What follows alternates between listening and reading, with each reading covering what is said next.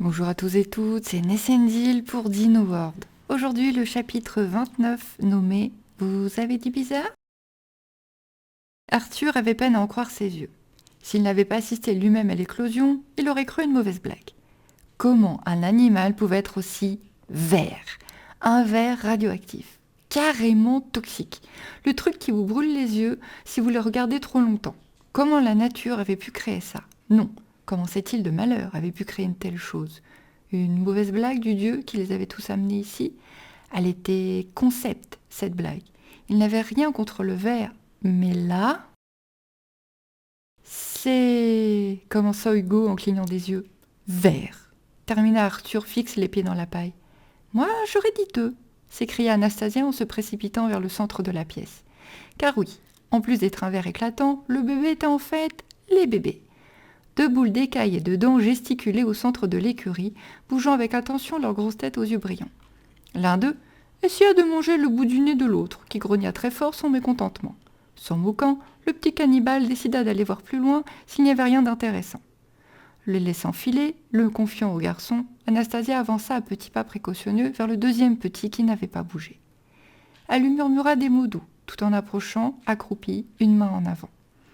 Le bébé, gros comme un berger allemand, huma l'air avec attention en la laissant approcher, curieux et un peu méfiant. La jeune femme continua son manège. Mots doux, approche calme et posée, mais ferme et sûre d'elle. Ça fonctionna. Bientôt, le bébé posa son gros nez dans la paume de sa main et elle put le caresser à loisir. « C'est une femelle !» lança-t-elle au garçon. « Elle est trop belle, je l'adore. »« Belle ?» questionna Arthur en levant un sourcil étonné. « Ces bébés ne sont pas beaux, ils sont flippants. »« Ce sont nos bébés !» s'exclama avec agacement Anastasia, déjà très maternelle avec la petite qui se collait à elle avec affection. « Je m'occupe de l'autre !» affirma Hugo en coupant leur début de dispute. « Je te le laisse, » appuya Arthur. « J'ai bien assez avec Ako, ces petits sont à vous. » Satisfait de cette nouvelle, le blondinet se précipita sur l'autre bébé qui fouillait l'écurie en grognant. Il décida de copier la technique d'Anastasia et ça fonctionna. Le petit le laissa approcher en tournant la tête à gauche et à droite, comme un gentil chien écoutant son maître. « Bon garçon, » disait le jeune homme déjà très fier, se voyant chevaucher un immense T-Rex vert flash que ses ennemis verraient arriver à des kilomètres. Il allait caresser le bébé, maintenant juste devant lui, lorsqu'il recula ses dents juste à temps. Un claquement sec retentit lorsque les mâchoires du dinosaure claquèrent. « Hé !» s'exclama-t-il à la fois étonné et agacé d'être toujours celui qui avait le moins de pouvoir sur les animaux. « Il a dû avoir peur !» plaida pour l'animal la jeune femme en s'approchant, la petite femelle sur les talons. Avançant doucement, elle prit place près du jeune homme pour venir caresser l'enfant terrible, et retira sa main juste à temps, elle aussi. Le claquement avait été furieux, l'air du petit également. Arthur éclata de rire, ce qui énerva encore plus Hugo. Anastasia ne put s'empêcher de pouffer en lui mettant une main sur l'épaule. « C'est un mâle, et il est tout à toi !» Nouveau rire d'Arthur, décidément très heureux de ne pas hériter de ce petit monstre. « Bah, il a juste peur !» s'exclama Hugo en haussant les épaules. « Ça va lui passer avec le temps. » À peine eut-il fini sa phrase qu'il dut se relever rapidement et éviter de justesse une attaque du bébé qui venait de lui foncer dessus tête en avant. Anastasia recula également, la petite toujours près d'elle. « Oh oui, il est terrifié !» s'amusa encore l'autre dresseur. « On voit bien dans son regard qu'il est mort de peur. » Et il rit de plus belle, ce qui ne sembla pas amuser la petite terreur qui hurla avant de lui foncer dessus, le regard mauvais. Arthur esquiva avant de filer en dehors de l'écurie et de le relancer. « Ne laissez pas sortir cette chose d'ici. Et Hugo, bon courage papa !» Et il fila sans demander son reste, bien décidé à aller enfin manger et se reposer, laissant les 2 autres plantés seuls dans le bâtiment avec les nouveau-nés. « Lâcheur !» soupira le blondinet en prenant une moue boudeuse. « Et toi, arrête ça !» cria-t-il au bébé qui lui fonçait dessus. Il dut lui taper sur le nez, tant il était agacé pour tenter de calmer le petit monstre. Étonné, l'animal stoppa son attaque et secoua la tête en éternuant. Fixant l'humain se voulant son maître, il hésita, et finalement avança doucement vers lui. Satisfait, Hugo encouragea son approche avec des mots gentils.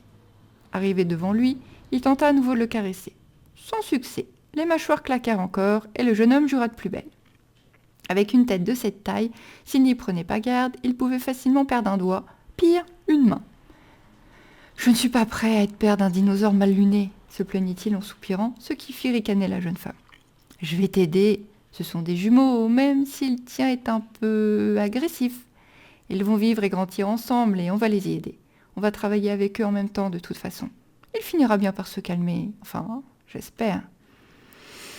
Nos ennemis n'ont qu'à bien s'unir avec un animal pareil, s'exclama-t-il. S'il nous attaque déjà nous, il en fera de la charpie. Comment vas-tu l'appeler questionna Anastasia en gratouillant le menton de sa petite femelle toujours collée à elle. Une bête des enfers pareille. Hadès? Oh, bien vu, s'amusa la jeune femme. Je crois que sa sœur sera Luna. J'aime beaucoup ce nom. C'est doux et calme, je trouve. Ça lui va bien, si on oublie sa couleur qui fait mal aux yeux. Les deux amis se regardèrent en souriant. Hadès, lui, leur lançait un regard de bête fauve, prête à les dévorer. Hugo allait en baver avec lui, c'était certain. Ils étaient fatigués après cette longue journée d'attente, mais il allait falloir nourrir les petits, les protéger et surtout les éduquer. Et ça n'allait pas être une mince affaire. Et Hugo, comme attendu, en bava. Hadès essayait régulièrement de le mordre, tous les jours en fait, plusieurs fois par jour en vérité. Une véritable peste très difficile à gérer.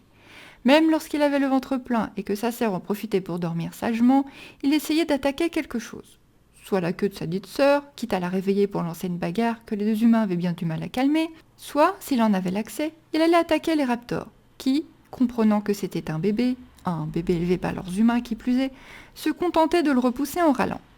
Soit il attaquait carrément les deux carnaux, qui eux n'hésitaient pas à être plus rudes avec lui. Malgré déjà 2 blessures, il continuait son manège, et Hugo devait donc l'isoler au maximum. Il passait beaucoup moins de temps avec Mira à cause de son nouveau rôle de papa. Mais bien élevée et de toute façon très prise par son nouveau boulot de garde, la jeune femme ne lui en voulait pas. Elle vivait maintenant avec lui chez Nanny, et la jeune femme s'entendait très bien avec Anastasia. Cette dernière retrouvait le sourire en sa compagnie. Depuis la mort de Théo, ils étaient tous plus tendus, plus nerveux, même depuis qu'ils étaient montés à 4 T-Rex. Anastasia, quant à elle, devait vivre avec la disparition de Tyler en plus sur les épaules. Tout le monde avait bien compris que leur relation avait progressé juste avant l'attaque. Même si Arthur n'en parlait jamais et qu'Anastasia elle-même évitait le sujet. D'ailleurs, ces deux-là s'évitaient aussi. La jeune femme avait peur de se retrouver coincée avec Arthur à devoir discuter avec lui. Elle n'en avait aucune envie.